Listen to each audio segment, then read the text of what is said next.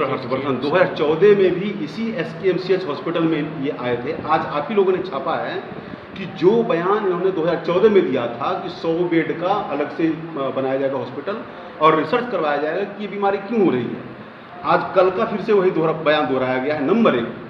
दूसरी बात, पूरे भारत भर में ये ढिंढोरा पीटा जा रहा है कि आयुष्मान योजना 5 लाख तक का फ्री है भारत में। इस आयुष्मान योजना का बिहार में इम्प्लीमेंटेशन आप क्या देख पा रहे हैं? क्यों नहीं हमारे बच्चों को बचाया गया?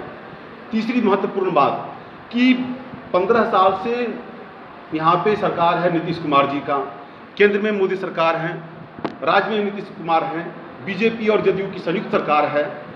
बच्चों की स्थिति को बचाने के लिए आपने आज तक क्या किया और बिहार की स्वास्थ्य व्यवस्था का इतना खस्ता हाल क्यों है, इसका जिम्मेदार कौन है?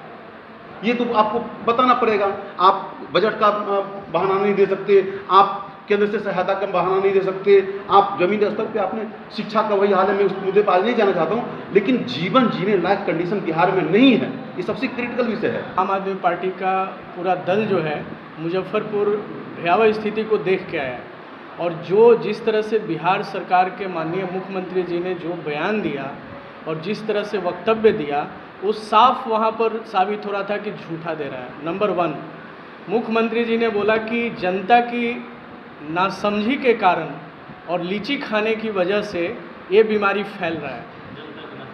हाँ, ये जो पहला दिन उन्होंने वक्तव्य दिया था, कितना बचकाना था उसका मैं उदाहरण दे रहा हूँ। जब हम लोग वहाँ जाकर के देखने गए हॉस्पिटल में, जब हम लोगों ने विजिट किया तो 1.5 साल के बच्चे, आप सोच सकते हैं कि क्या वो लीची खा रहे होंगे।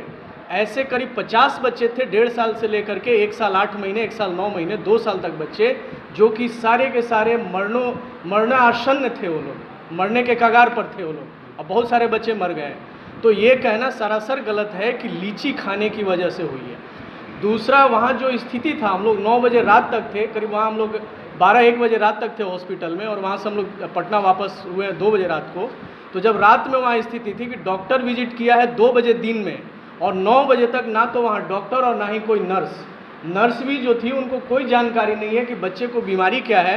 ना वहाँ पर दीवार पर रिपोर्ट लगा हुआ है कि कौन डॉक्टर कितने बजे आके देखेगा, कौन नर्स जो है उसका जवाबदेही लेगी वार्ड की और ICU की।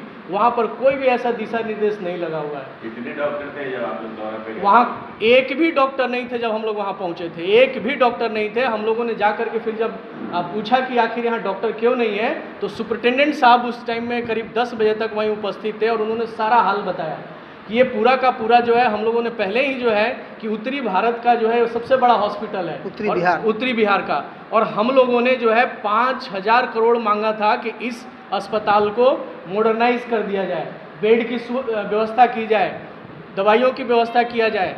और उन्होंने जिस तरह से भयावह स्थिति दिखाया है कि वहीं ICU वार्ड है, और ICU वार्ड के बगल में ही ना तो नाली बहने की कहीं सुविधा है, ना तो वहाँ मलमूत्र भरने की सुविधा है, और वहीं पे वार्ड के बगल में इतनी बदबू आ रही है कि खिड़की में कोई कहीं भी दरवाजे नहीं है।